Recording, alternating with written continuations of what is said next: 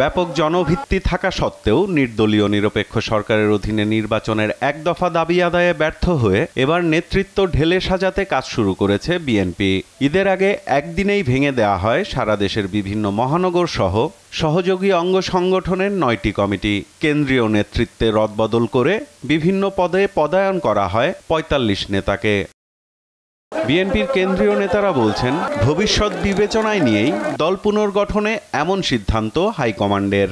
Generation তো gap করলে চলবে না। নদীতে যদি বাদ দেওয়া হয়, স্রোত আটকায় দেওয়া হয়, তাহলে কিন্তু শ্যাওলা পড়বে, নদীর গতিপথ কিন্তু বন্ধ হয়ে যাবে।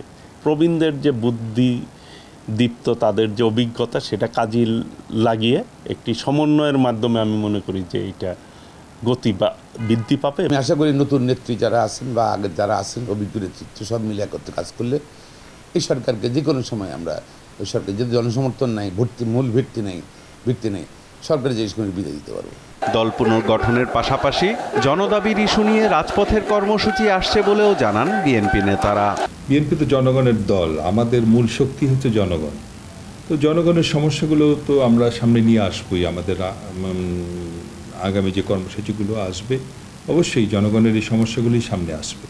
যে ত্যাগ স্বীকার করতে হবে আমরা করব, কিন্তু এই সরকারের পতন ঘটিয়ে আমরা দেশের মানুষের সব ধরনের অধিকার, সেটা মৌলিক অধিকার বলেন, সাংবিধানিক অধিকার বলেন, গণতান্ত্রিক অধিকার বলেন, ভোটের অধিকার বলেন, সব অধিকারগুলোকে পুনঃপ্রতিষ্ঠিত করাই বিএনপির লক্ষ্য। গঠনতন্ত্র অনুযায়ী হাইকমান্ডের নির্দেশে পুনর্গঠন প্রক্রিয়া চললেও আনুষ্ঠানিক কাউন্সিলেও দলের রদবদল আসতে পারে জানান বিএনপির এই নীতি নির্ধারক। কাউন্সিল হবে, কাউন্সিল হতেই হবে, আমাদের নিয়মেই আছে কাউন্সিল হবে, কিন্তু আমরা কাউন্সিলের সেই পরিবেশটা অপেক্ষায় আছি এবং আমরা এই যে জেলাগুলোই যেভাবেই করার মধ্য দিয়েই আমরা হয়তো একটা কাউন্সিলের তারিখ নির্ধারণ করব, তারপর কাউন্সিলটা হবে। সেই কাউন্সিলে এখন যে রেনোভেশন, যে পুনর্গঠন মানে একটা রেনোভেশন হয়েছে, সেই কাউন্সিলে তো এই রেনোভেশন নাও থাকতে পারে।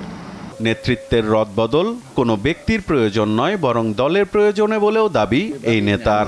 যেভাবেই নেন না কেন, এটা দলের প্রয়োজনই হয়েছে, কোনো ব্যক্তির প্রয়োজনই হয় নাই। আর আমি গ্রুপ বলতে কোনো জিনিস বুঝি না, যারা হয়েছে তারা বাইরে থেকে হয় নাই, তারা বিএনপি করে। সাইফুল রিপন, দেশ টিভি, ঢাকা।